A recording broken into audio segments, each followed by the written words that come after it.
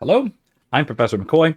Today I want to talk about AI again. In this case, I want to give us some examples or explore some examples of what it looks like when you use AI, specifically ChatGPT and Twitter's Grok, to write an essay for you. So, I've got my essay prompts. I'm going to try a few different ones. Prompts for essays that I've assigned in my classes in the times since AI has been sort of on the rise.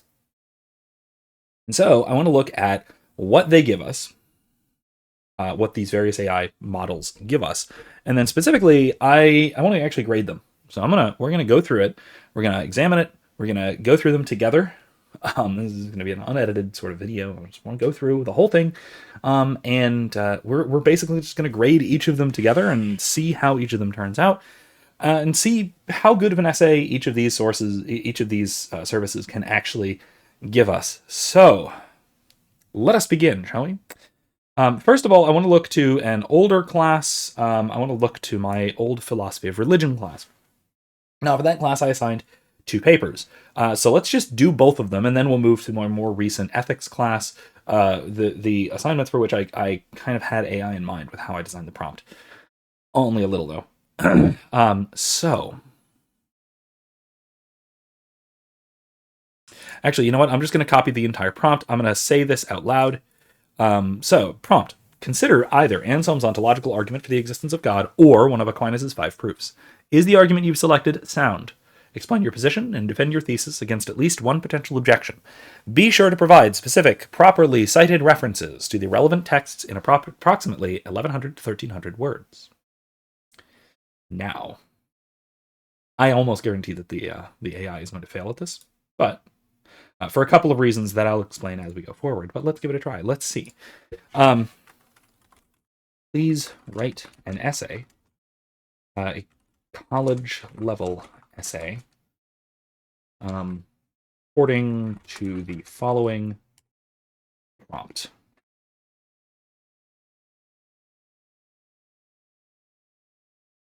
Anselm's ontological argument. Okay, sounds good. The soundness of Anselm's ontological argument for the existence of God. In the history of philosophy, few argue... Fuck! Oh no!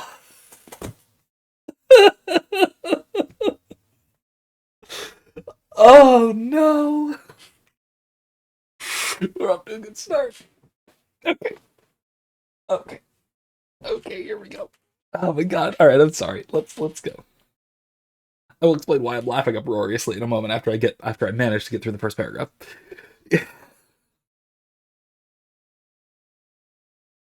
I'm sorry. Oh, I should have known. I should have known. Oh my god.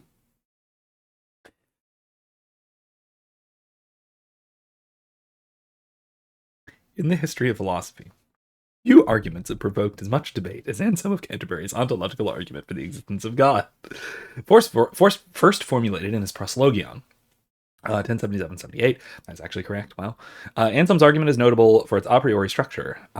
It seeks to prove God's existence purely through reasoning, without reliance on empirical evidence. The heart of the ontological argument is the claim that the very concept of God logically entails his existence. In this essay, I argue that Anselm's ontological argument is not sound, despite its internal logical coherence, because it rests on questionable premises about existence as a predicate and the definitional power of human conception.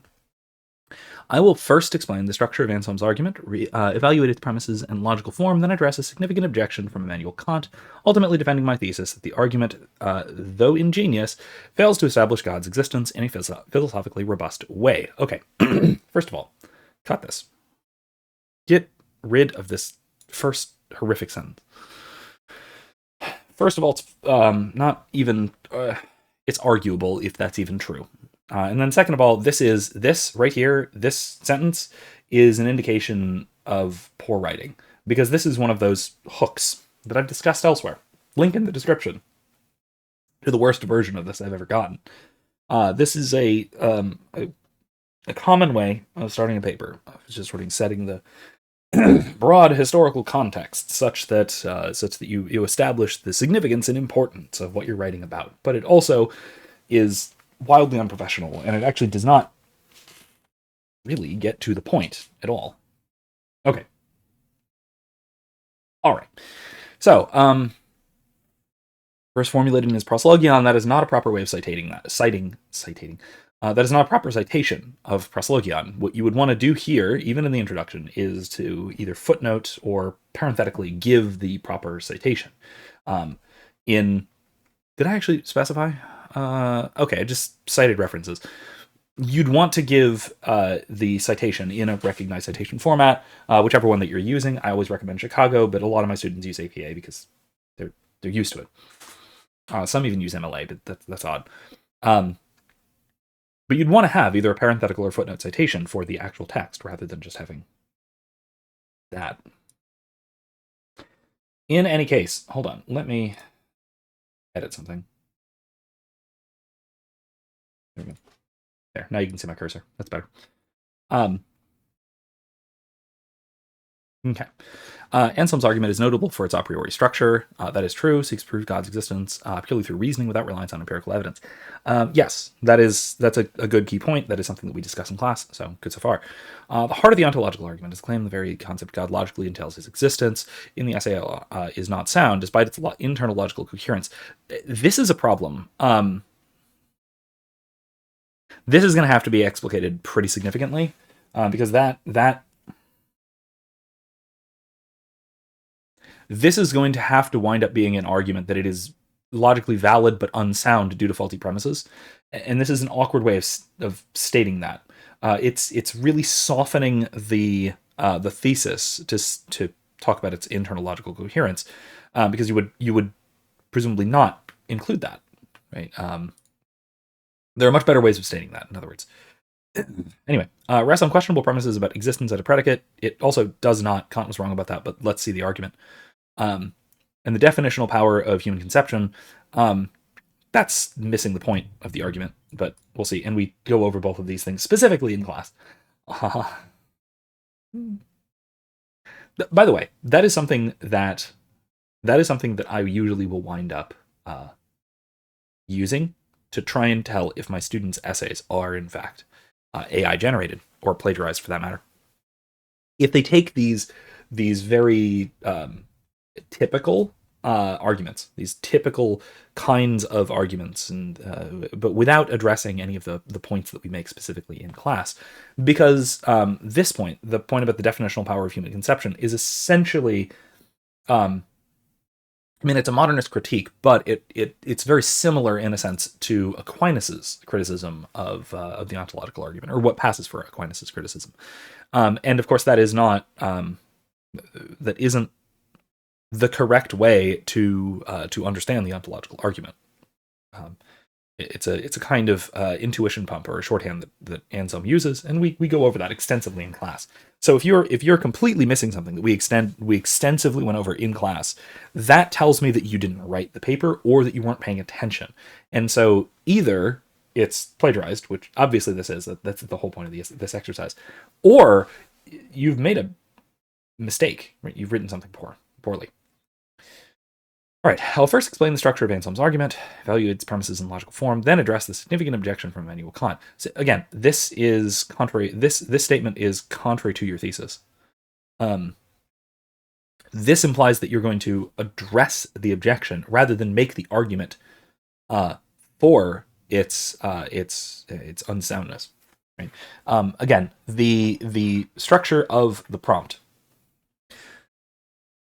Explain your position and defend your thesis against at least one potential objection. There is no mention of that here, in the introduction at least. So let's see if they actually wind up doing that. From my experience, AI has a problem following that particular kind of instruction, but let's see. Ultimately, defending my thesis that the argument, though ingenious, that is a weird little addendum, I'd cut that, fails to establish God's existence in a philosophically robust way. Okay, structure of the ontological argument. Anselm's ontological argument begins with the definition of God as that than which nothing greater can be conceived. Proselygion 2. Hold on. Do I have it? Oh man, I really should have pulled the book so I had it right on me, so I can see if it matches the translation, because that's another way you can check this. Whatever. I'm not going to check. Just suffice it to say that that is one other way, one other relatively common way that professors have of catching AI or plagiarism is, especially with old sources like this that are non-English sources, is it the same translation? That than which no greater can. No, yeah, I don't think it is. Because I think the translation we use is that than which no greater can be conceived, or it might even be can be thought. I don't know. But yeah, if it is this, if it's a mismatched translation, you know that they're getting it from some external source and not citing it. Proselygion 2. Actually, hold on. Works cited. Proselygion translated by Charlesworth. Is this actually real? Hold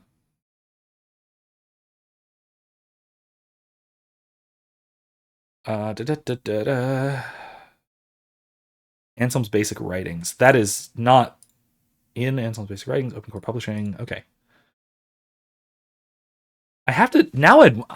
See again. This is not the version that we're using, which would be an immediate red flag for me.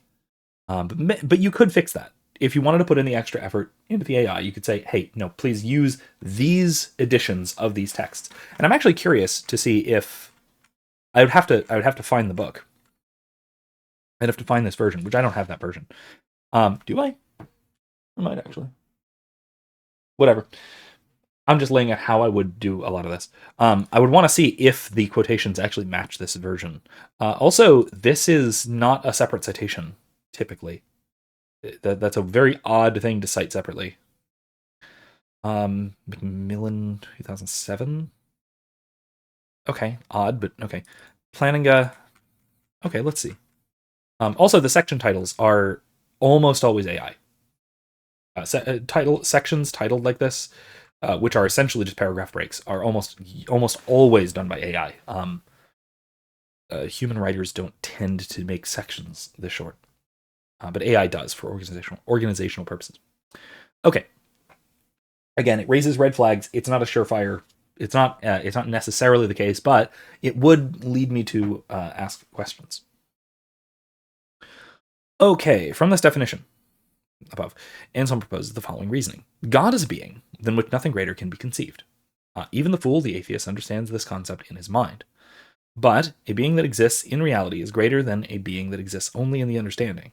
Therefore, if God exists only in the understanding, then a greater being can be conceived, one that exists both in the mind and in reality. This is only in the understanding. Okay, that's a fair way of stating it, but then you're jumping to in the mind here. This is a faulty bit of reasoning.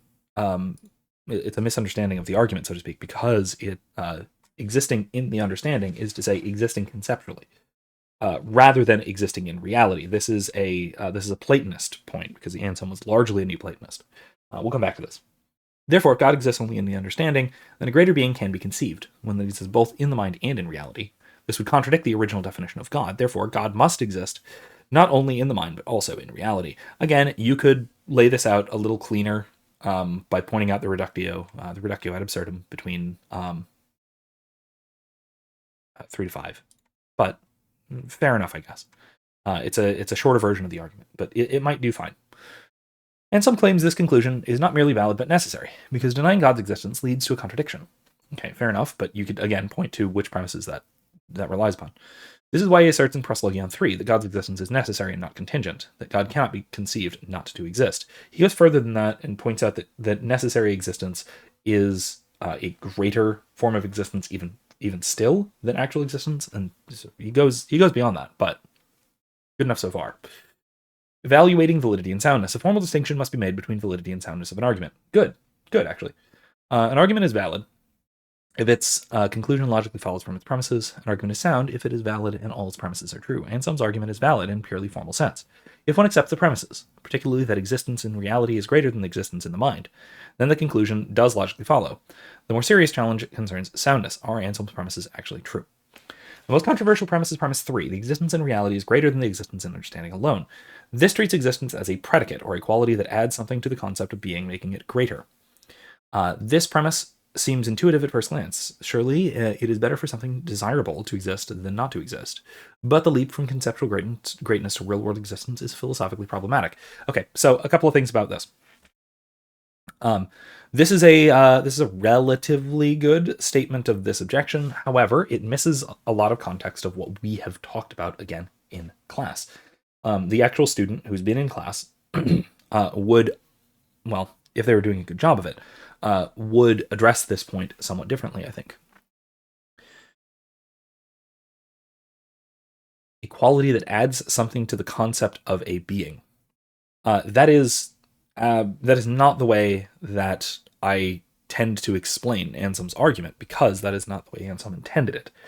Right? Anselm's argument, as I've gone over in other videos, which I'll link below as well, Anselm's arguments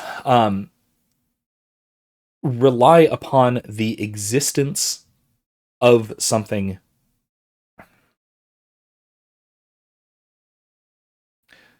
coming in degrees. So something can exist more fully or less fully, and to exist is to be good. This is the convertibility of the transcendentals, one of the basically foundational doctrines of classical and scholastic philosophy. That to exist is to be good. It is greater to be than not to be. Now that is a controversial premise in modern philosophy, that to be is better than not to be. But I don't have time to get into that right now. You would essentially have to argue against that point rather than this idea of predicate logic, right? Logic of predication of qualities attributed to things. We should instead think of things as essences, what something is, the essence of God being that than which no greater can be conceived, and then asking whether and to what degree that exists.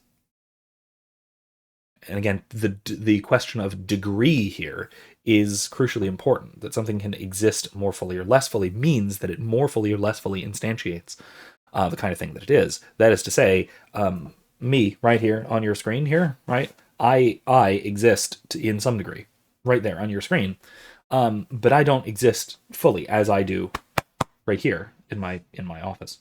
All right. My existence, mediated through your screen in this recording, is real, but it's not as really real as my existence here in my office as I'm recording this. Again, this is a fundamentally different framework of understanding reality. And so I always kind of point this out to my students that if Anselm's argument doesn't make sense to you, it's because of a fundamental worldview question rather than a particular issue having to do with the argument. So moving on. Kant's critique, which, by the way, we don't really talk about in depth. I mention it and I bring up this particular point in order to make the point that I just made, and I make that point in class. Like, we don't read Kant in my philosophy of religion class. It's not in the syllabus. Okay, the most influential objection to Anselm comes from Immanuel Kant in Critique of Pure Reason, 1781. Not a proper citation, but close enough, I suppose. Kant rejects the notion that existence is a real predicate that adds something to the concept of the thing. For Kant, predicates add qualities or characteristics. For example, the apple is red adds color to the concept of an apple. But the apple exists does not add any characteristic to the apple itself. It merely states that such an object corresponds to something in the real world. Again, this is actually rather similar to Gaunilo's objection, which we see below. And I'll make that comparison when we get to it. But again, Kant here is, I think, conflating understanding with imagination, which is also something else I've talked about elsewhere. But in any case, this is, I think, think this is a fair summary of Kant's point. Okay, fair summary of Kant's point. Kant writes, being is obviously not a real predicate. It is merely the positing of a thing or of certain determinations in themselves. In other words, existence is not a property that makes a concept greater. It is a precondition for having any properties at all. Okay, that's not a good description of Kant's argument. You need much more of Kant's argument to actually make his point here. That's actually a serious flaw in this as a paper. Kant's argument is actually rather complicated. And it, like I said, it does involve a sort of careful examination of very fundamental philosophical premises, and you'd need to get into that in a lot more detail than that. If Kant is right, then premise 3 of Anselm's argument is false. Existence does not make a being greater. Therefore, a being that exists is not necessarily greater than one that does not. Without this premise, the ontological argument collapses, since the entire structure hinges on the comparison between conceptual and actual existence. Yes, but you're not really addressing how Kant approaches that issue. This is kind of the core of the argument. This is the primary defense of the AI's thesis. This should be the main body. This should be significantly more carefully laid out than everything else up here. Honestly, you could cut this. In the structure of this paper, you could realistically cut this, or at least shorthand it.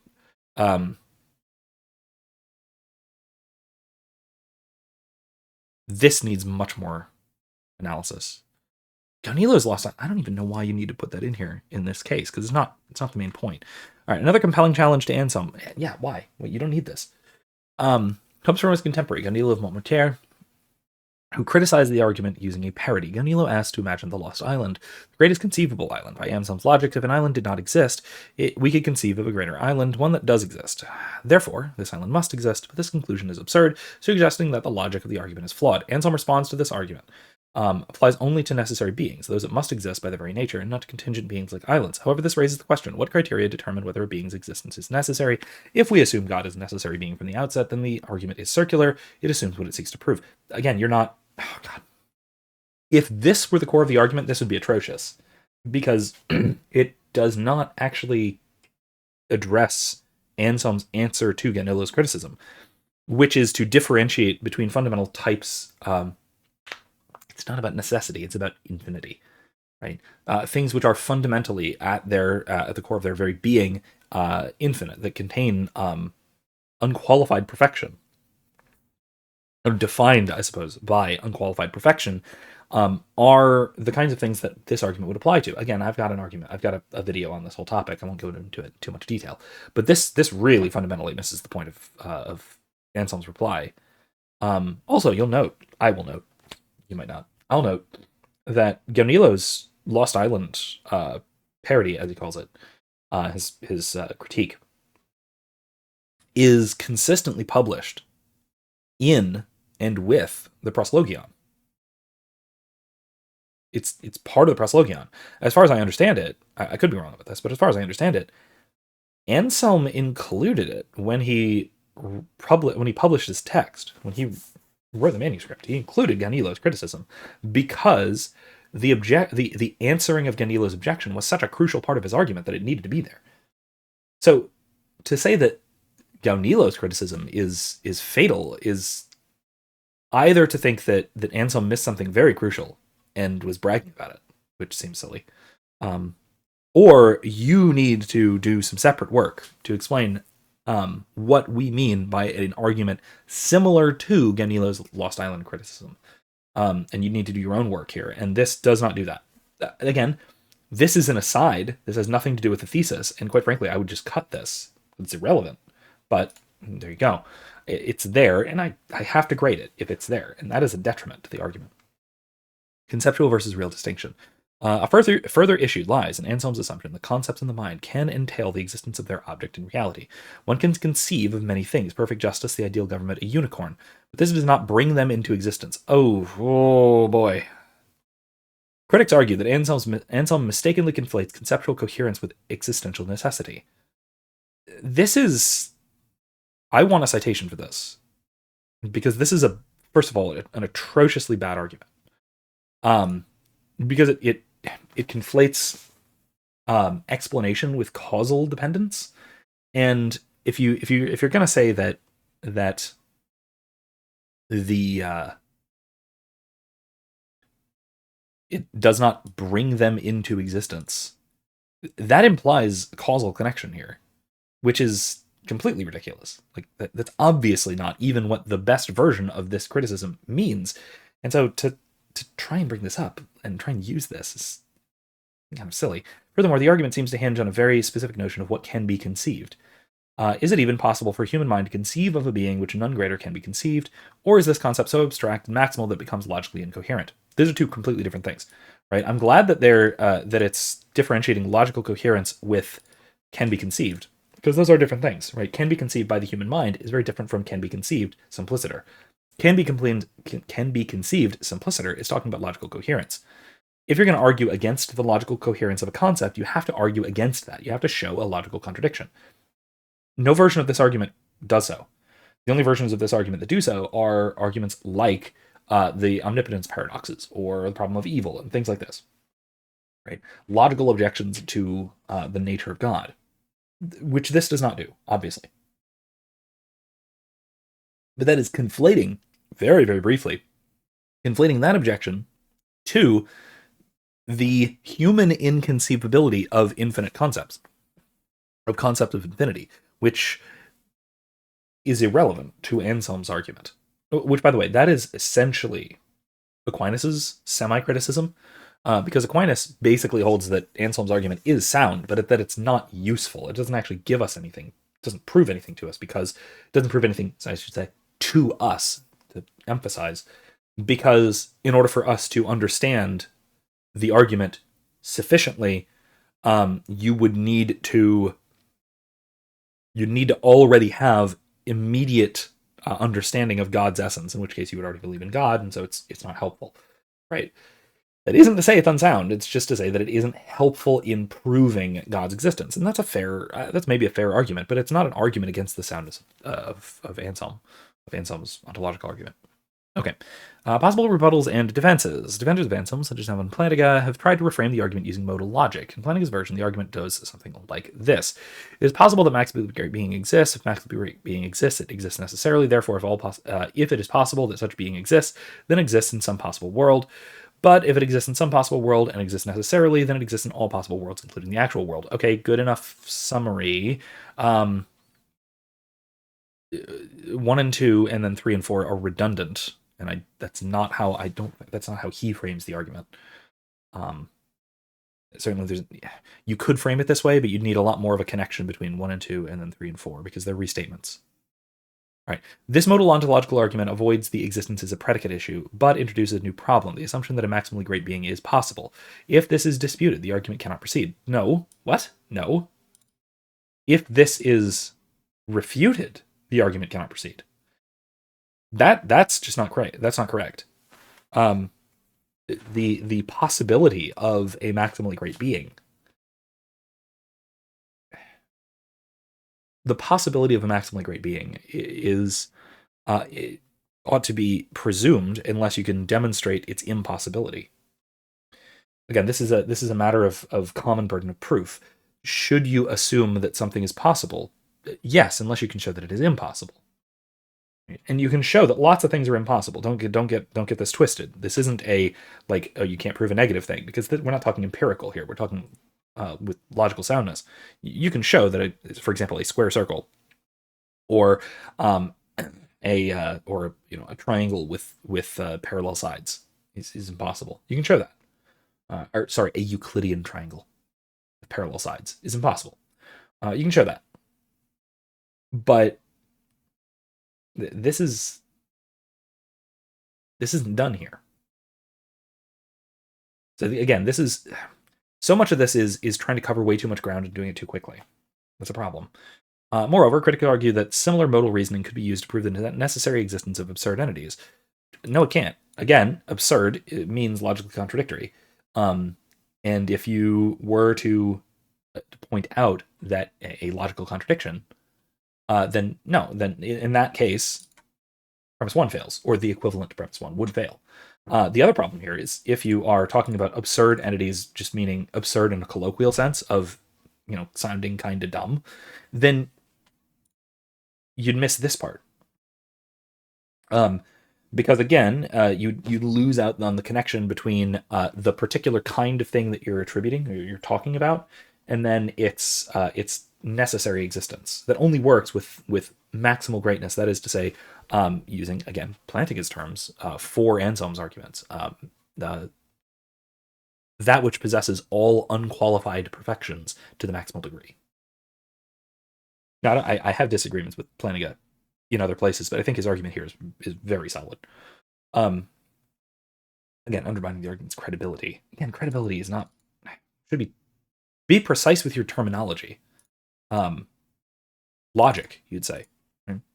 Okay, conclusion. While Anselm's ontological argument is a remarkable piece of... Okay, so hold on. Structurally, this, using a completely different version of the ontological argument as a response to your objection and then not refuting that response is really, really bad structure.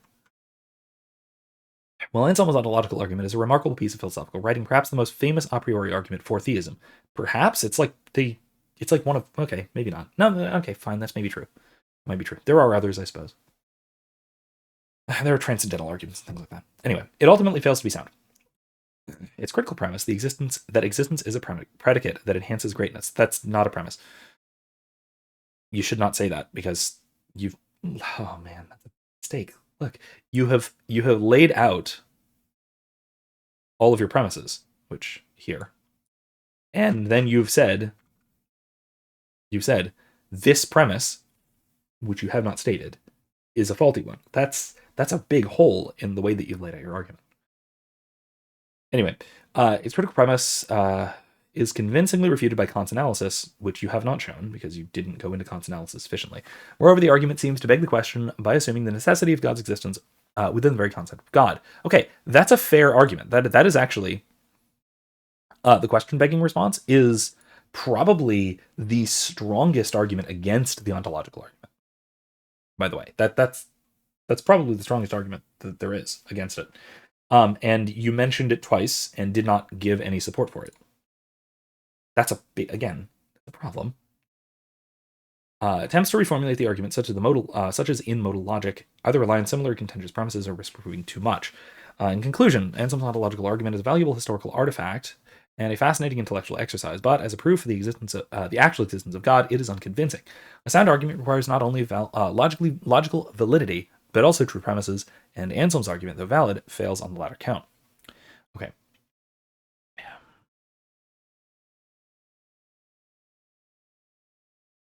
Again, setting aside the fact that there are tons of red flags that would tell me this is AI. The section titles, the wrong citations. It's actually surprisingly good use of citations. I would want to check to make sure that this quote is completely real. But regardless, I would want to check that. Especially because it's not a class source. It's not a source we used in class. It's also, hold on. Okay, he does cite Plantinga. It would probably be best to actually use a quote, especially for his formalization of the argument, but what are you going to do? Because Plantinga sure does like to formalize his arguments, and if you're going to replicate that, you better do so. You better do so properly. And I know his argument has a lot more than 4 steps. I haven't read it in a little while, but it definitely does. So, in any case, first of all, there are a lot of red flags for AI in this, like I pointed out. But I will say, AI, in terms of its ability to write a paper, has improved, but not markedly. On my grading scale, this would get a B- at most. Primarily just due to structural problems. That it doesn't actually address, it doesn't actually give a criticism of of the actual thesis. Which this is the attempt, right, of a criticism. but it does not actually address the thesis, which the thesis is that Kant's critique is damning to the ontological argument. This does not directly address that. It just sort of states that it completely undermines your objection, which again, that's okay. No, that's actually pretty bad. Let me rephrase the structure. Here's the argument. Here's how we determine validity soundness. Here's my argument against it. Here's an unrelated argument against it. Here's another unrelated argument against it. Okay, this is structurally really bad. Dang it. Individually, I will say, the AI has gotten much better at writing well, at writing academically, and taking solid positions on things. That was always the problem, by the way. AI was never very good at actually taking a position.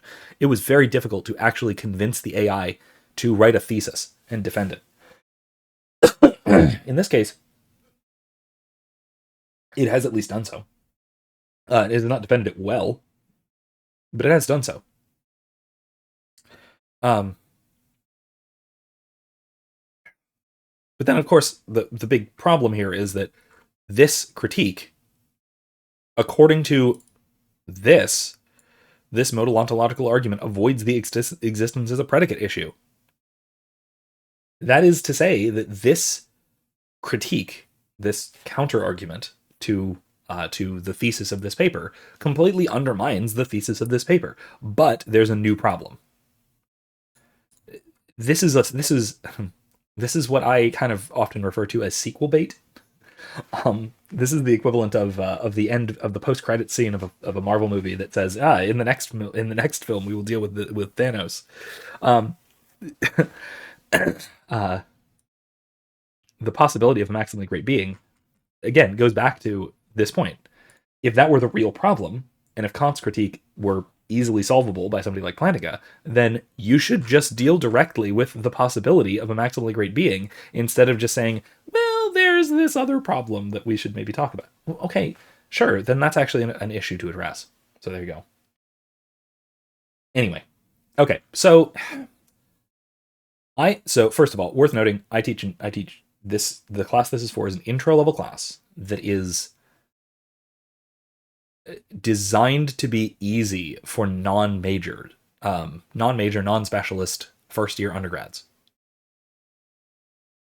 I might give this an 80%. This might get a bare minimum B-. But with its serious structural problems, it at least uses the citations well. The citations it uses decently well. It's a structural mess. That's the big problem. Yeah, very low B- at most, I would say. Okay. Good so far? Good so far.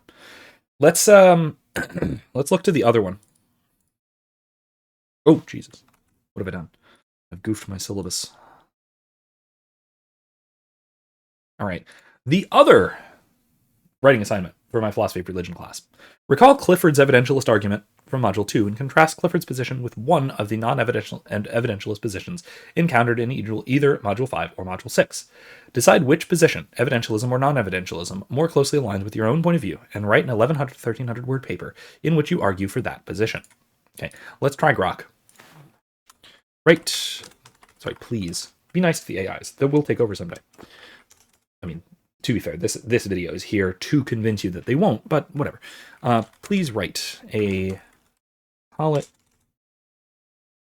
level essay on the following prompt. I'm just going to put it in like this. I may need to clarify the non-evidentialist positions. I will say, I used to specify what they were. I stopped doing that. Partially to avoid this specific problem. Because if you type this in, or something like this, into not just an AI, this was a problem even before, when you could like buy essays, that sort of thing.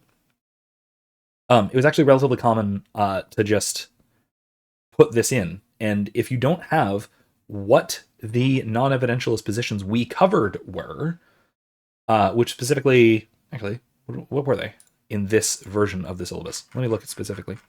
What did we cover? Yes, Reformed epistemology. So that is Bergman, but also Plantinga. We read Bergman, but we talked a bit about Plantinga as well. And then religious pragmatism. That is Pascal primarily. Okay, there we go. Cool. So the problem here is that Grok does not know what non-evidentialist positions we encountered in module 5 or 6. So let's see if it asks. AI is getting a little smarter. It might be able to ask clarifying questions. Ha! Stop. Stop.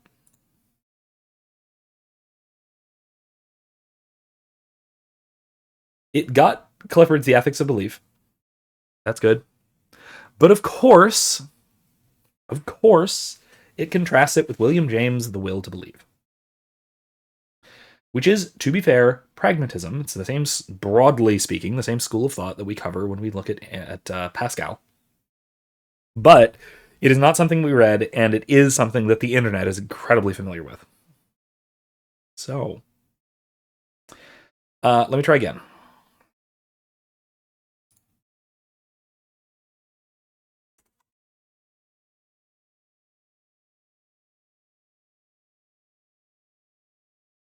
Bergman's Reformed Epistemology, or Module 6, Pascal, Pragmatism. There we go. Got the spelling right? Bergman is one N? Is it one N or two N's? It's two, right? Yeah, okay. Also, you know what? I'm going to add Zagzebski's Counter-Reformed Epistemology.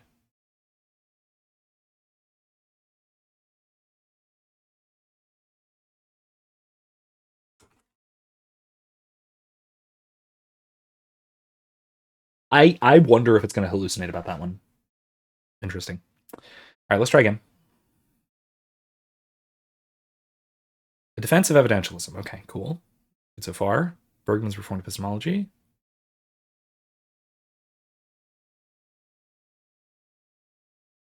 Rooted in the work of Alvin Plantinga. Okay, fine.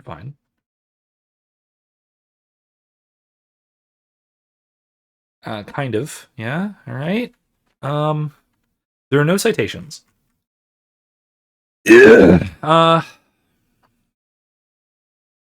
there's no citations, which is already a massive red flag, and also marks off for it.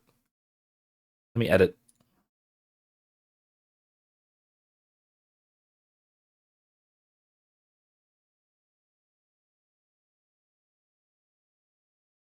I'm being really kind to Grok here.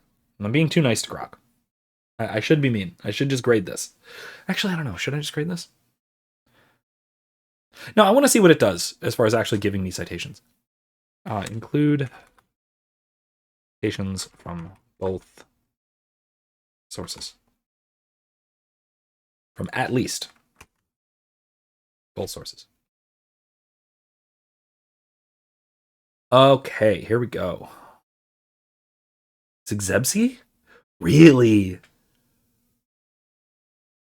Okay, wow, that's ballsy. All right, Grok.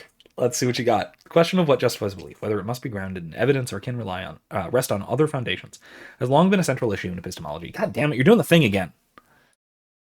No, it hasn't. Like that has not long been a central issue in epistemology. This is a new problem. This is at most post-enlightenment. Like nobody before the pragmatists, like Pascal and his type, really ever were anything but evidentialists. Whatever, moving on.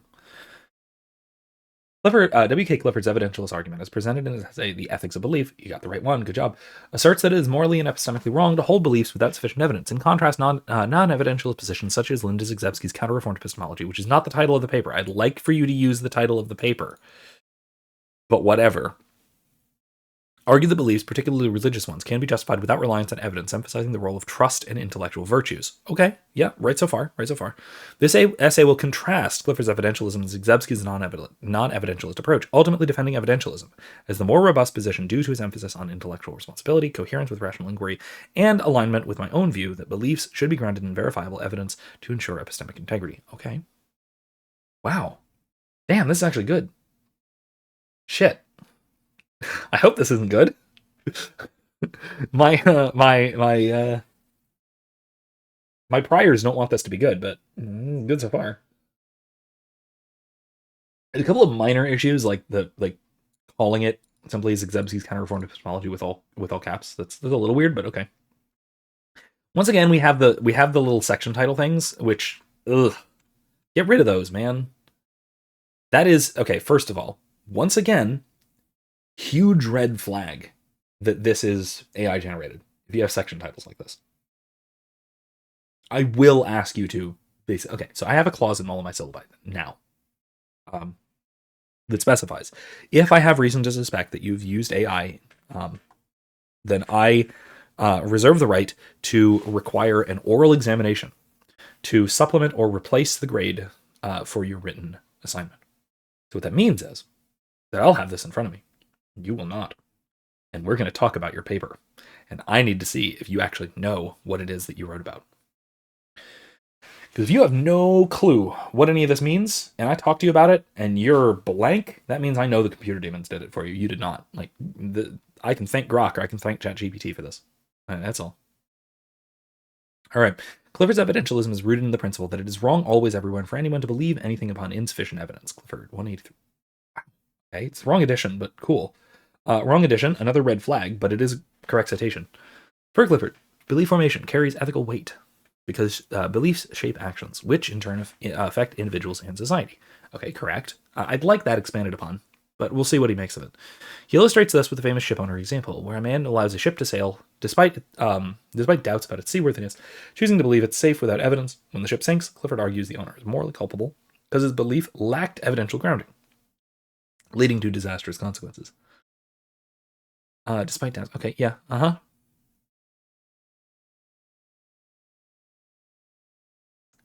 you can reframe this a little bit. It's more like he believes it is safe in spite of evidence to the contrary. Because again, Clifford is writing contrary to the pragmatic position, specifically William James' will to believe. Hence the last essay that it tried to write.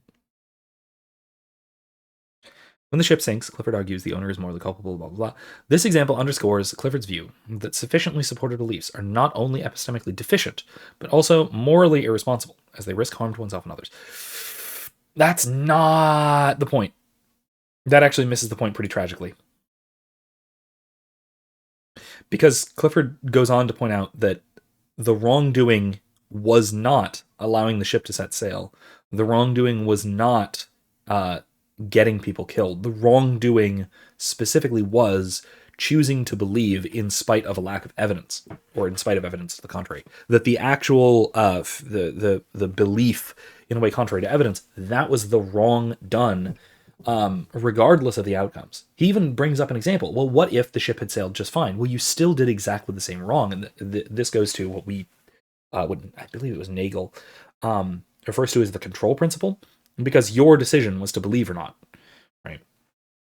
And so if it was up to you to believe or not, then that's the moral culpability. It's not sending the ship to sail and getting people killed. It is actually your choice to believe that is wrong. It's not about the consequences. It's about the irresponsibility.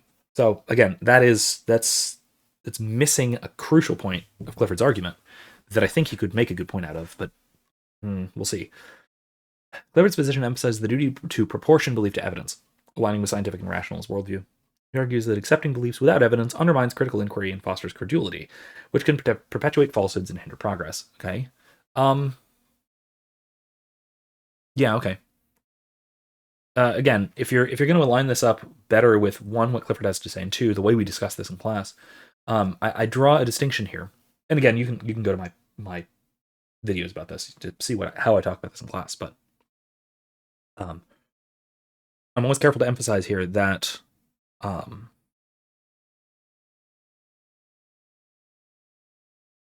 the point of perpetuating falsehoods is erring on the side of withholding belief rather than on the side of being too willing to believe. Right? There's a sliding scale in epistemology because epistemology has two goals: believing the truth and avoiding error. Clifford errs on the side of avoiding error.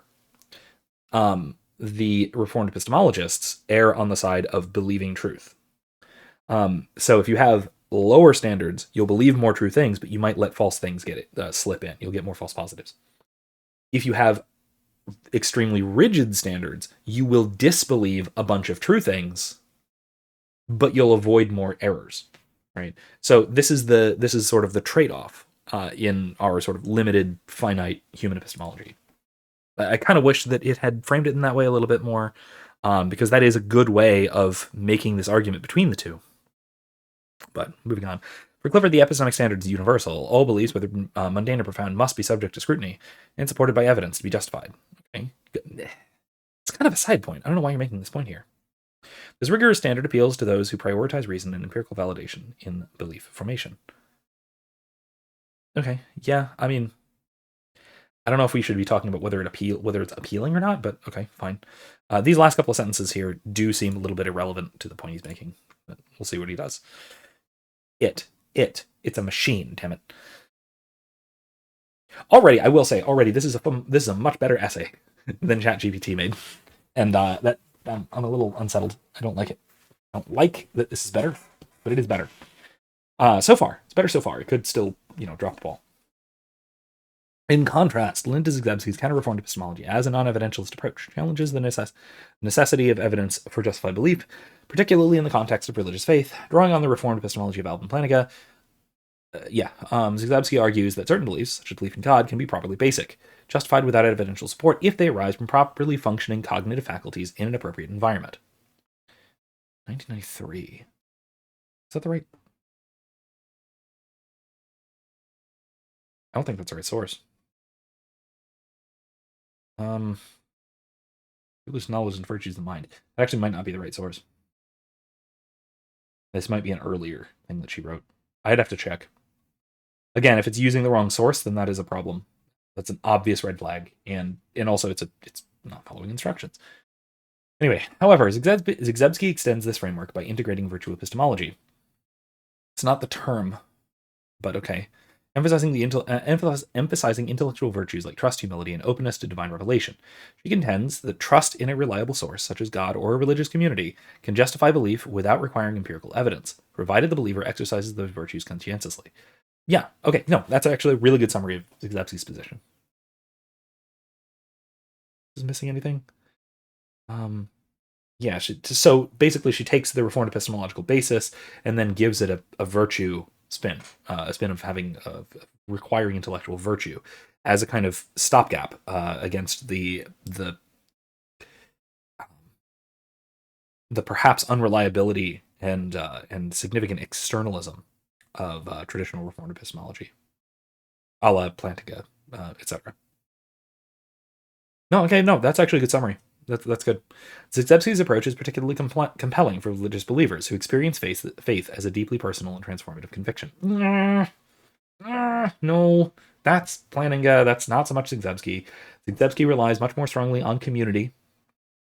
That is kind of the point. Again, Zagzebski is writing kind of in favor of, but kind of against reformed epistemology, Plantinga et al. And realistically, why she's doing that is because she's trying to put forward a Catholic version of the distinctively Protestant Reformed epistemology, which relies upon like notions of sola fide, that faith alone, that relies upon the fallenness of man, and the sensus divinitatis, whereas Zagzebski's version relies strongly upon the testimony of the Church and of religious tradition and reason, and having virtuous reasons to believe it, which is a pretty different approach, but works in roughly the same way. It's a fascinating twist on the Reformed epistemological viewpoint, and this doesn't get that quite right. She argues that demanding it, but that might be fine. It might still be fine from this essay's perspective because it might not be important to address the specific differences between Zygzebski's view and Planning's view. It might be sufficient to contrast Zygzebski with Clifford, so that might be fine. So let's move on. Zygzebski's approach is particularly compelling for religious believers who experience faith as a deeply personal and transformative conviction. Again, that's faith as a deeply transformative, deeply personal and transformative conviction. The deeply personal thing is throwing me for a loop because that's not right. It's communal for Zygzebski, and that's so crucially important. This feels like boilerplate, which again, a real human student could fall into boilerplate nonsense like this just as well as AI could, but it's a problem. She argues that demanding evidence for every belief is overly restrictive and fails to account for the role of trust in human relationships and epistemic practices. Okay, very good. For example, we often trust testimony of others, such as historical accounts or personal experiences, without direct evidence. And Zygzebski extends this to religious contexts, where trust in divine revelation or tradition can ground belief. Her position thus prioritizes the lived experience of faith, kind of, and the cultivation of intellectual virtues, very much so, over Clifford's strict evidentialist requirement. So Zygzebski's approach is, if we're talking epistemologically, and this is not terms I use in class, so set this aside, but it's kind of a middle ground between properly basic belief formation, which is the Reformed epistemological view, and reliabilism. Right? It uses intellectual virtue and therefore reliabilism to give an internalist dimension. That is to say that we can determine our own reliability. It gives an internalist dimension to the Reformed epistemological framework. And it relies upon us being able to tell whether we are in fact intellectually virtuous or not, which we can. Right?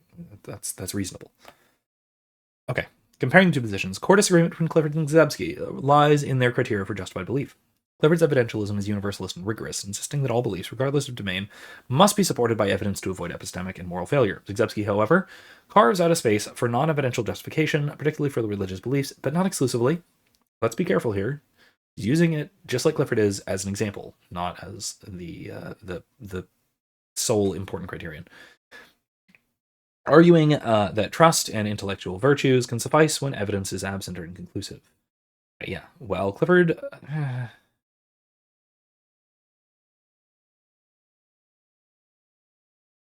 let's move on. I have issues with saying that this works when evidence is absent or inconclusive, because it's more, for Zygzebski at least, it's more about what can be considered reasonable evidence.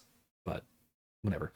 While Clifford's approach aligns with a scientific skeptical mindset, Zygzebski's accommodates the subjective and communal aspects of faith, making it more flexible but potentially less rigorous. Okay, yeah, that's true. That is actually a really good description of the difference. Clifford's position is stronger in its emphasis on intellectual responsibility. Stronger in what way? That's actually a good question. I don't know what argument that you're making here exactly. Shipowner example vividly illustrates the real-world consequences of unfounded beliefs, highlighting the risk of harm when evidence is ignored. Yeah, but... Okay, a parallel hypothetical. Suppose that you have no reason to believe that your ship is unsound. You own your ship. Right? You have no reason to believe that it's unsound. Suppose you have no reason to believe that your ship is unsound. You've examined it yourself. You've looked. You see no holes. Hooray. Then you decide to do the responsible thing and ask inspectors. They don't give you evidence, right? They don't say, here are our particular measurements. I mean, maybe you can ask for that, but you don't need to. If inspectors come and say, hey, your ship has the following problems that need to be fixed, you, if you're a responsible member of an epistemic community, will say, oh, okay, let's get them fixed. Now, if you have reason to doubt those inspectors, which is something that Clifford brings up, by the way, then maybe you should doubt them. But if you don't, if you're just being greedy and you just don't want to pay for it, then and if you're avoiding that kind of motivated reasoning and you find inspectors saying, hey, there are problems here, even if you don't have the direct evidence, then yeah, you have a responsibility to go with not that evidence, but that testimony. So again, it's not a matter of harm, of what harm might come, because harm could also come from refusing to believe something that you ought to.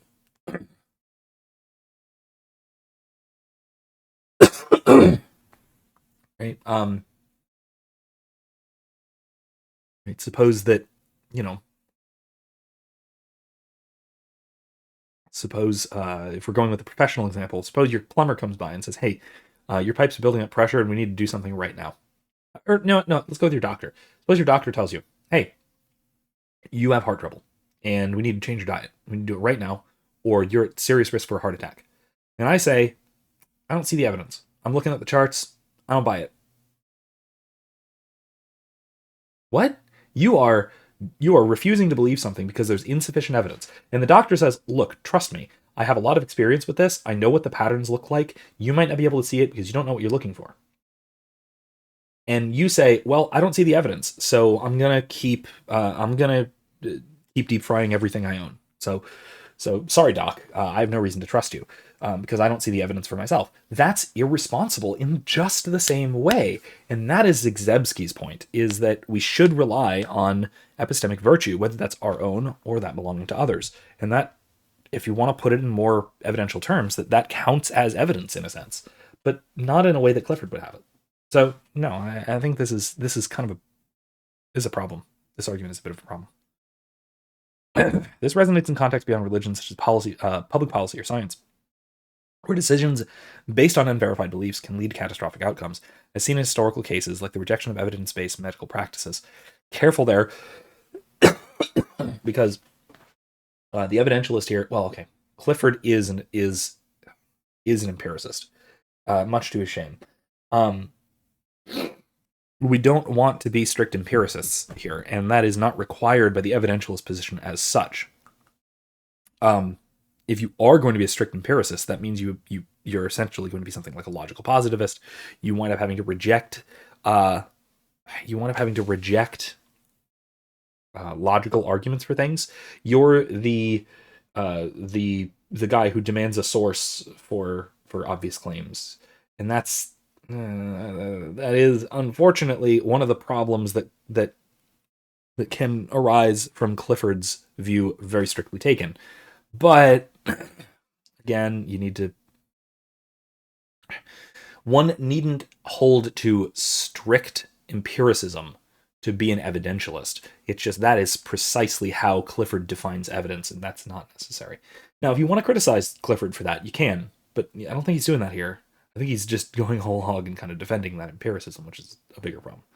Zagzebski relies on trust, while appealing in personal or religious contexts, risks opening the door to uncritical acceptance of beliefs. Not necessarily, especially if the reliable source is misjudged or unverified. Well, that is directly contrary to Zagzebski's point, because if the reliable source is misjudged or unverified, then you are lacking in intellectual virtue.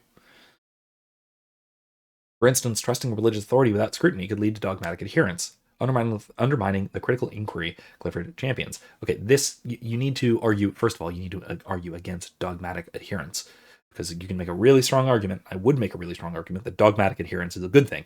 But setting that aside, even if it's not, yeah, you wind up with lead to dogmatic adherence. Yeah, it could, but it could lead to relying on reliable and verifiable sources, relying on someone smarter than you, and on leaning not too much on your own understanding, so to speak. Again, I think that the argument that he makes here is at least relatively consistent, but it's not strong and would definitely need to be expanded upon. I will say, though, credit where it's due. He goes in both directions here. He makes both sides of the case, right? That we don't that we want to rely on what is, historically verifiable and solid, but we also don't necessarily just want to uncritically accept that which we receive on authority. So yeah, good on it on both sides to some degree there, at least. So okay, it's a bit weak. It's a bit weak. However, Zagzebski's approach has merit in recognizing the limits in evidence in certain domains. Religious beliefs, for example, often involve metaphysical claims that may not be empirically verifiable. Yet they can be deeply meaningful and guide ethical behavior. That is not her point at all. That is not what she thinks. Not what she thinks. She does not think that religious or metaphysical claims are not verifiable simpliciter. She does think that they're not empirically verifiable because no one thinks they're empirically verifiable. She's just not an empiricist. Like most people are not empiricists. Most philosophers, that is to say, even beyond that. Her emphasis on intellectual virtues like humility and openness encourages believers to reflect critically on their trust, which mitigates some risks of blind faith. Right on. Nevertheless, this reliance on subjective trust contrasts with Clifford's it's not subjective, it's intersubjective. That is critically important. It's dismissing the communal aspect of Zagzebski's point, which is missing a large part of her main argument. That's an issue here. Which mitigates some risks of blind faith. Okay. Contrast with Clifford's objective standard, which applies uniformly across contexts and avoids the ambiguity of determining which constitutes properly basic belief or reliable source. Not true. For an empiricist, for an empiricist, evidentialist like Clifford, you still have to figure out what counts as evidence. And that is the same problem as determining what is a reliable source. It's exactly the same problem. You can't avoid that by just saying, well, we're going with evidence. Well, what evidence? That's just as big of a problem here. I'm more closely aligned with Clifford's evidence. Oh, sorry. My position defending evidentialism. Again, the section titles are nasty, and that's a red flag. I align more closely with Clifford's evidentialism because it provides a clear, consistent standard for belief justification that prioritizes intellectual integrity and minimizes the risk of error. Oh, yes. Good point. Well put. Okay. Minimizing the risk of error is absolutely a strong point, if not the single strongest point of Clifford's views. This is actually good. In a world where misinformation and uncritical beliefs can lead to societal harm, such as the spread of conspiracy theories or denial of scientific consensus, you shot yourself. Just dead. Oh, man. Spread of conspiracy theories and denial of scientific consensus. That sounds like you're failing on the if you okay. Giving into giving into what are called conspiracy theories, that is to say, implausible theories, is just a lack of epistemic virtue. It's gullibility, and then denial of scientific consensus. That is failure to trust the epistemic community. It's not evidence. The scientific consensus is not evidence based. It's communal. It's testimonial. Zagzebski is a defender of consensus formation. That's the whole point. Ooh, that is... You completely undermine your argument here. Okay.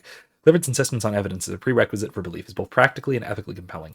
In fact, I would actually say the other way, that Clifford allows for more independent thinking than Zagzebski, and so is more likely to find faults in the scientific consensus, or to more carefully and more critically examine conspiracy theories and not fall for false ones, and to see the truth in true ones and that sort of thing. Oh man, no, that was a big goof. Yeah, this is the conventionalism of AI coming through here, and that's an issue. What is good epistemology? Well, good epistemology is scientific consensus and no conspiracy theories. And so I'm defending good epistemology, so it must deny conspiracy theories and affirm scientific consensus. That's what's happening here.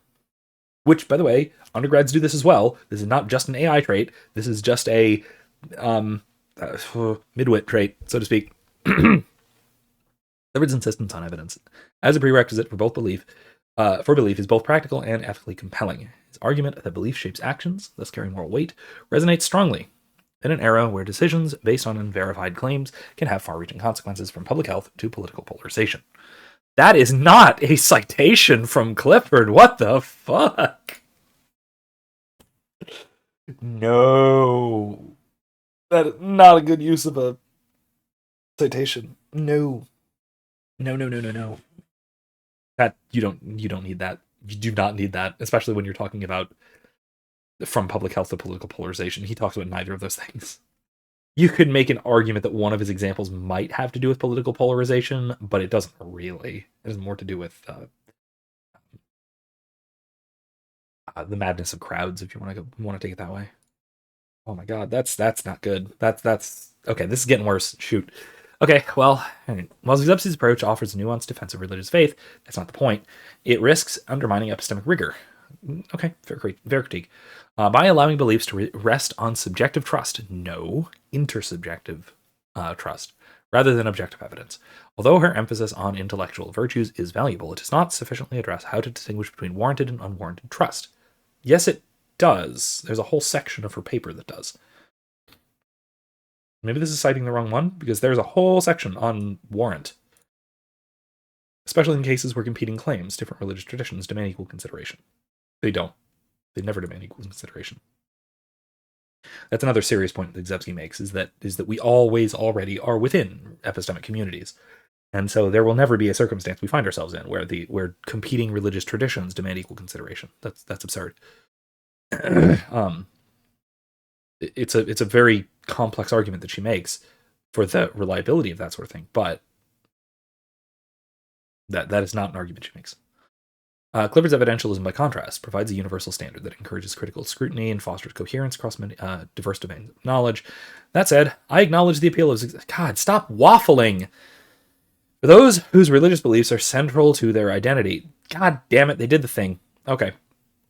They did the thing where they assume that non-evidentialism means religion non-evidentialism means religion and evidentialism means atheism, because one of the evidentialists that we read was Clifford, who was an atheist, and all of the non-evidentialists that we read happened to be Christians. There are atheistic non-evidentialists, and there are a lot of evidentialist Christians. Thomas Aquinas being a great example of an evidentialist Christian. Yeah, that's bad. That's bad. The framework respects the personal and communal dimensions of faith. Okay, at least you mentioned communal, which Clifford's strict evidentialism might dismiss as irrational. Might. Clifford's would, but strict evidentialism needn't dismiss religion or theology as irrational. Look at Aquinas. However, I believe that even religious beliefs should be subject to crucial examination using available evidence such as historical text, philosophical arguments, personal experiences, evaluated critically to ensure they are not held arbitrarily. Okay, fair enough. Here would be a good place to cite Aquinas. They absolutely should have. If this were my class, I would mark off for them not doing that at this point, because it's another in-class source that they absolutely could rely on here. But the AI doesn't know that, predictably. So yeah, if they had quoted a religious evidentialist here, whether that's Aquinas or John Paul II or whatever, that'd be a great place to do it. This does not preclude faith, but demands that it be informed by reason and evidence to the extent possible. Again, you can just cite Fides et Ratio here. The fact that they didn't cite Fides et Ratio at this point is bad, is an actual problem. In conclusion, Clifford's evidentialism and Zebski's counterformative epistemology offer contrasting approaches to the justification of belief. Clifford's insistence on evidence on the soul as the sole basis for belief upholds a high standard of intellectual responsibility, while Zebski's not evidentialist framework accommodates the role of trust in virtue in religious contexts. I find Clifford's position more compelling because it provides a rigorous universal standard that aligns with rational inquiry and minimizes the risk of unfounded beliefs. While Zebski's approach is valuable for understanding the subjective nature of faith, misunderstanding Zebski's point, it lacked the clarity and accountability of evidentialism. Also not true. Yeah, that's a problem. In a world where I hate that phrase, in a world where beliefs shape actions with profound consequences, Clifford's call to proportion belief to evidence remains a vital guide for epistemic and ethical integrity. Okay. That was much better than the other one. But there were still substantial problems.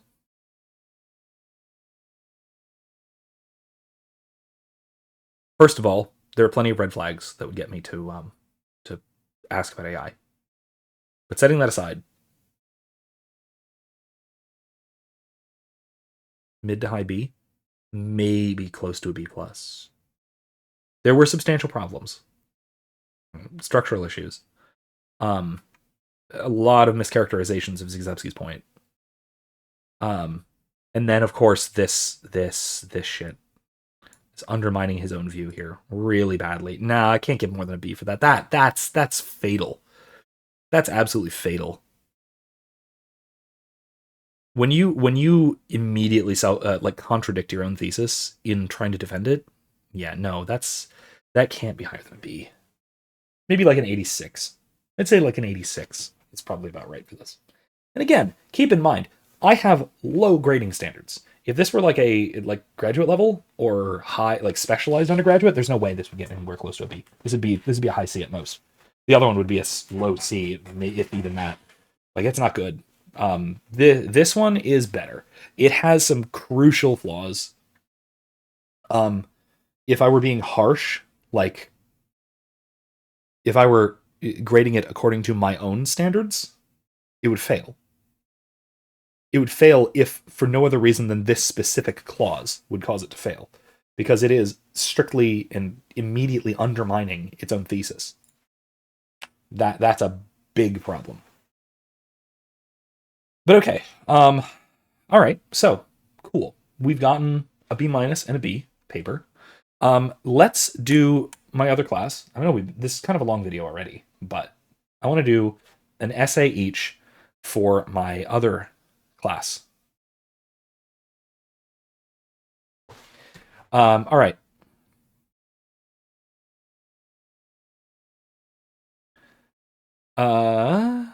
Here we go. Metaethics is, see, you'll notice I made this prompt deliberately vague to kill AIs. To at least, at the very least, force the students to use more than just copy and pasting this into the prompt. But let's see what it comes up with initially. And then we'll see if we manage to tweak it. I'm not going to be as detailed in grading these. I just want to see if we can get it to spit something out that's reasonable. That wouldn't just be an immediate fail. Metaethics is the field of study which stands behind applied ethics. Rather than questions about what is the right or wrong thing to do, it involves questions about the nature of the good and why we ought to do good and avoid evil. In this 1,500-word essay, worth 200 points, you will be making an argument for why good is to be done and evil is to be avoided. You should engage with the course readings, as well as at least one additional outside source. Okay. Please write a college... Did I say level above, or did I say... Yeah, level essay according to the following... Let's see what it does. ChatGPT, let's hear it. Certainly. Why good is to be done and evil is to be... you got your frickin' title things again. All right. Metaethics, the philosophical investigation into the nature, origin, and meaning of moral concepts, stands at the foundation of ethical inquiry. While normative ethics asks what is right and wrong, applied ethics investigates how to act in specific situations. Metaethics examines deeper questions. What does good mean? Why should we do good and avoid evil? In this essay, I argue that good is to be done and evil avoided, not merely because of divine command, cultural consensus, or utilitarian benefit, but because the good represents the fulfillment of a rational nature and the actualization of human flourishing. Drawing upon classical and contemporary sources, I will defend this position by grounding it in an Aristotelian Thomistic natural law theory and contrasting it with relativist and emotivist critiques. In doing so, I contend that the imperative to do good and avoid evil is not an arbitrary or subjective claim, but a rational obligation embedded in structure of human reason. What the fuck? How did it do this? Wow, okay, it actually is using a couple of course materials. Not a lot. It's also... Okay, so let me see. After Virtue, that's one. Summa Theologiae. I want to see what section, but yeah. We read a section from Nicomachean Ethics. Damn, okay.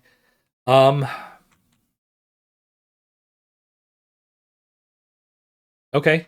Wow, it actually used some. Now, I would be highly suspicious because the sources that it is using are relatively minor sources that we read small parts of. I could tweak that. But damn, that's good so far. Good so far. Just as a brief skim. Fulfillment and flourishing, yeah, okay. Rational nature, natural, okay. Setting foot. Emotivist challenge from Aaron Stevenson. Okay, yeah, which is mentioned specifically by our actual primary source, which is Ralph McInerney. Wow. Finding to relativism. There's a whole chapter on that, or a section of a chapter in that, in McIntyre. sorry, McInerney. Okay. All right, let's try it here. Let's see what Grok can do. See if it gets this close. I'm honestly shocked. Glancing over this, there is a reasonable chance that an essay like this might get a passing grade. Um, it's kind of scattershot, and it doesn't really have too solid of a thesis by the brief look at it. But there's actually a chance that would get a passing grade. I'm surprised. Metaethics as a branch of philosophy seeks to understand the nature of moral judgments, the meanings of ethical terms, and the reasons why we ought to pursue good and avoid evil. Unlike applied ethics, which focuses on specific moral dilemmas, metaethics probes deeper questions about fundamentals of morality itself. This essay argues that good is to be done and evil is to be avoided because moral goodness aligns with human flourishing, social cooperation, and the rational pursuit of a meaningful life, while evil undermines these ends. Drawing on Aristotle's virtue ethics, Constantological ethics, and contemporary philosopher Philip of Foot's naturalistic approach, none of those are, well, I mean, we cited virtue ethics a little bit, but we didn't read Kant or Foot, as well as an additional source from Alistair McIntyre's work on moral traditions. Okay, yeah, McIntyre is actually a source we read. I contend that the obligation to do good and avoid evil is grounded in the objective requirement of human nature, rational agency, and social structures that sustain a flourishing life. Okay, let's try something here. Let's edit. I can't. Yes, I can. Course readings, including after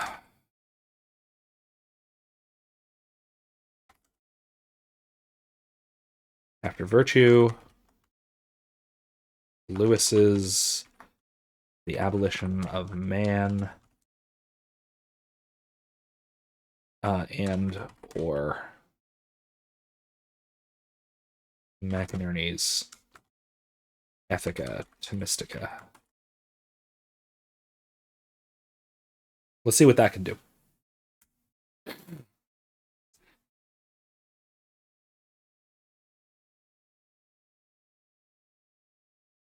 Cat. All right, let me see if I can edit it this one and see how much better this one does.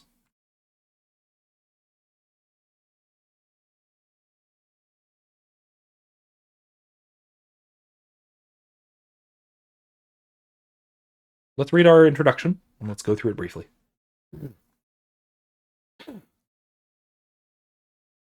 Christine Korsgaard. Who? That is not someone I've ever even heard of. That's actually quite something. A prominent modern moral philosopher. Really? Okay. Korsgaard. Odd. That's someone I've heard of. At the heart of all moral systems, whether religious or secular, stands an ancient yet persistently relevant axiom. Jesus. Bonus est faciendum et persequendum et malum vitendum. Good is to be done and pursued, and evil is to be avoided. That's not actually true. That's not at the heart of all moral systems. I'd like it to be, but it isn't. So, anyway, sorry. This first precept of natural law, articulated most clearly by Thomas Aquinas and embraced by a long tradition of virtue ethicists, grounds all moral reasoning. Okay, fair enough. I would agree with this, but that's a really controversial claim. That's an intensely controversial claim. Yet, in a modern age, increasingly skeptical of objective values and transcendent truths, this principle appears in need of defense. Why, in a universe indifferent of human flourishing, should good be done? Why is evil so often expedient or pleasurable to be avoided? This essay argues that the imperative to do good and avoid evil is not arbitrary, emotive, or socially constructed, but is rooted in the very nature of human rationality and purpose.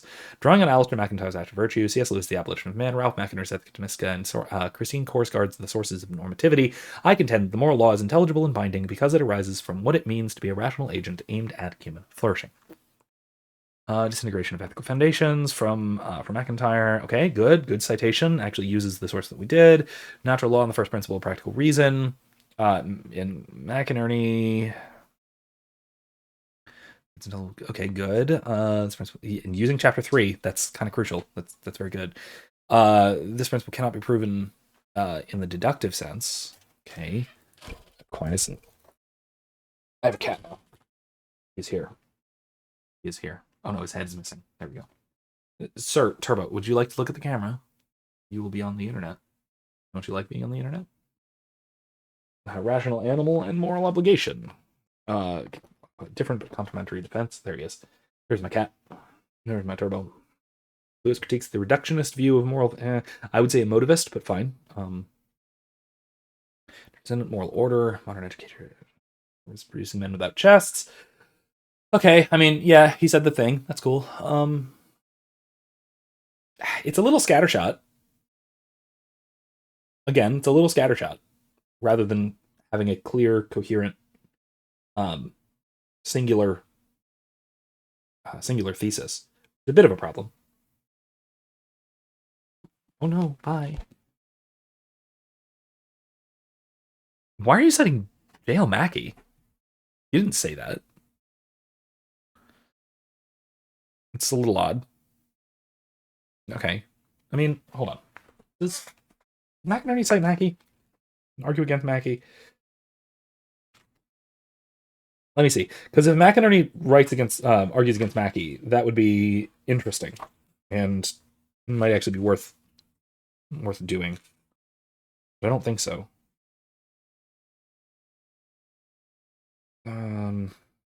By ton.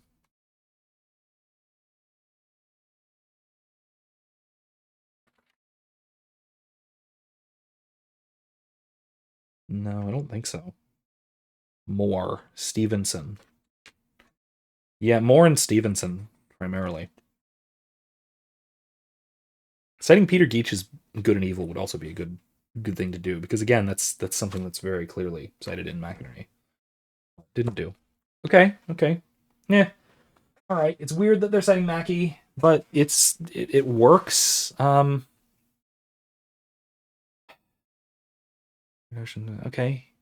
All right. Moreover, the practical instability of more language is performed to be self-defeating. Okay, good point. Very good point. You could make this point better. We cannot escape the Tao. We can only destroy. You could make this point better, and you could expand on any little bit of this. Okay, you could expand on any piece of this and make a good paper. What we have here, excuse me. What we have, excuse me again. What we have here is, first of all, citations of weird editions. So that's a problem. But setting that aside, like this is the is that the right edition? It might be the older edition that it's citing. 7. Well, that is the second edition. Okay. Which is the one we used. So that's at least good. This is not the edition we used, but that might be fine. I'd be a little bit. It would raise my red flags ever so slightly. This would be fine. That is the edition I put forward. I gave them, I guess, but I gave it as a PDF. I'd be skeptical, but okay. Using Mackey is a little odd, but can work. Not all that useful. Again, all of these are, each individual point is decently well written, but each point really would have to be its own paper, realistically. That's kind of the problem. This would be, I think this is a reasonably B paper. It doesn't focus enough on a clear thesis. That's its biggest problem. So like low B, maybe an 84 or so. 83, 84. Okay. Decent, not great. All right. Why good is to be a done evil? Oh, again, important caveat. Decent, aside from the fact that there are some serious red flags for AI. That this is AI. There are some serious red flags. Not a ton, less than the last one, but there are some serious red flags. And keep in mind, that is also after massaging the prompt pretty hard. Okay. Let's see what Grok can do. Metaethics delves into the foundational qualities of morality, explaining the nature of good and the reasons why we ought to pursue it while avoiding evil, unlike applied ethics, which focuses on specific moral dilemmas. That's weird. Weird way of stating that. Metaethics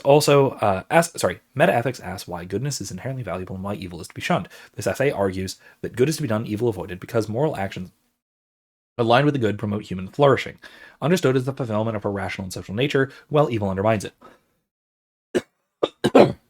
Drawing on Alistair McIntyre's After Virtue, C.S. Lewis is The Abolition of Man, D.Q. McInerney. That's not his name. And an additional source, Aristotle's Nicomachean Ethics. All right, fair point. This essay contends that the good is rooted in objective human nature and is telos, providing a rational and universal basis for moral obligation. Okay, this is a huge red flag because that is not his name. His name is Ralph. He's from Indiana. Okay. I don't know if he's from Indiana. He's written in Indiana. He was at Notre Dame forever. Okay, anyway. Okay, going after Aristotle, McIntyre building upon it. Okay, fair point, fair point. This is not the part of McIntyre that we read, so that's kind of a red flag. That's really weird that they dove this deep into McIntyre. But Englishman man calls the Tao. Um, they are universal principles. He doesn't go into Lewis's actual argument in favor of the Tao, like for the importance or significance of the Tao. I mean, living in harmony, kind of. Yeah, there's issues with this section. That's not as good.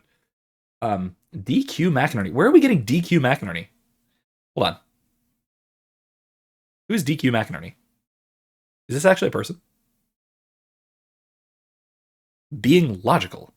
Scholastic philosopher and brother to... Oh, his brother.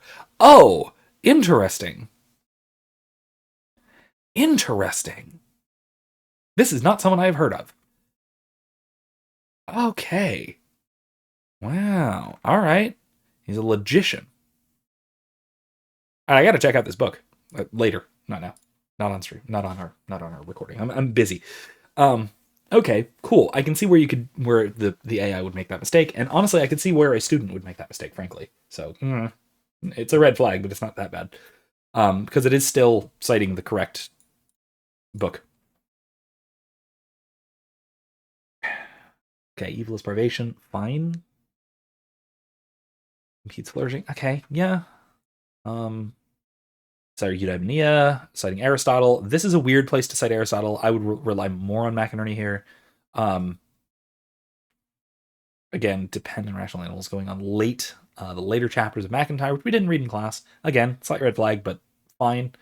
Not a human construct, divine or reflection of divine order. To act against the Tao is to act against reality itself. Okay, fine. Engaging an outside source. This is a horrible section title. Oh my god. And you've already been engaging Aristotle. What are you doing? What are you talking about? Oh man, no, that's bad. This is a huge red flag, and a really, first of all, an AI red flag, but then also just a bad structural bit. Like, what are you doing? Addressing counterarguments, relativists might argue that constitutes good cultural norms. Again, relying on Lewis for this is a good move, and a little bit on McInerney and McIntyre. Okay, that's good. That's a good move. Good move. Conclusion. Okay. All right. Worse. GPT did a better paper for this one. Not much better, but this would be a very low B, maybe more like a C. This is a structural mess. And again, plenty of AI red flags. Okay, so all right, that about does it. I've done all of my prompts. So what have we learned here? First of all, that papers written by AI are kind of identifiable. I think. You might not think so. You might not notice this, but again, with enough experience, it's quite identifiable. Word of caution, I will say, is that if you rely a lot on AI, even if you're not using AI for a paper, if you rely on AI to do a lot of your thinking for you, which I know is a problem with a lot of young people, a lot of my students even, there is a real chance that you will just start writing like this, and you will be accused of using AI. AI is not a good trainer either in this case. It is not a good style to imitate. So try not to do that. If you're going to use AI for paper writing, first of all, not like this, please. But if you're going to use it, as I've said in another video which I've already recorded, which may or may not be out yet, it can be useful, I think, as a research aid. For example, if I want to find what is a good counter argument to McInerney's point in chapter of such and such in chapter so and so, where can I find a good counter argument? That might point you to good sources for you to then click through and find. It's basically a substitute for Google, but smarter. It also can be useful to refine what you've already written. It can give you advice on where to add things, what to change, if there's any, even just simple spelling and grammar errors, that sort of thing. It can be a useful tool, but if it's used as a substitute for you thinking, first of all, it's obvious. It's obvious to me, at least. But then second of all, you will notice that it still only does an barely adequate job, right? This is saying that none of these essays that I've read so far, none of these four, have done any better than a mid to high B. And this is for a class where I have literally, two classes that I've literally never had anyone fail either of them who turned in all of the assignments and didn't plagiarize. The only students I have who fail either of these two classes are students who just don't do any of the work or who plagiarize. So the AI can, in fact, pass the easiest classes at most universities, but pass, not do exceptionally well at. So there you go. There's a warning. And again, this is kind of what I expected. In some cases, it's a little better than I expected, but in other cases, it's about what I expected. I mean, AI is, of course, gradually getting a little bit better, but it's only getting a little bit better, and I do kind of think there's a skill ceiling that AI will have a problem overcoming. It does have some serious errors, especially on its first draft, which is, quite frankly, what most students use. So, again, if I don't know what to conclude about this. First of all, just don't do this. Don't do what I've just done. It's a bad idea. This was an interesting experience, hopefully. And it will tell you that AI is still not quite there. It still can't think. It never will think, but it can't even quite imitate good thinking. It could do a decent job at imitating mediocre thinking, but that's really the best we can ask for at this point.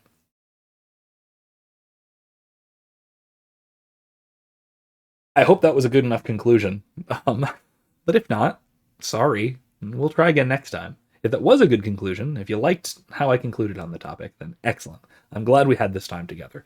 This was a long one. I hope you stuck around. I had a good time. I hope you enjoyed some of this and got some insight into what I'm looking for grading wise, and if I'm poking and prodding and tearing these things apart. And maybe even learned a thing or two about the subjects, about which you will find more linked in the descriptions below. I'll put a bunch of my own videos on the subjects that we were watching the AI talk about. Anyway, thanks for watching. I'll see you next time. Bye bye.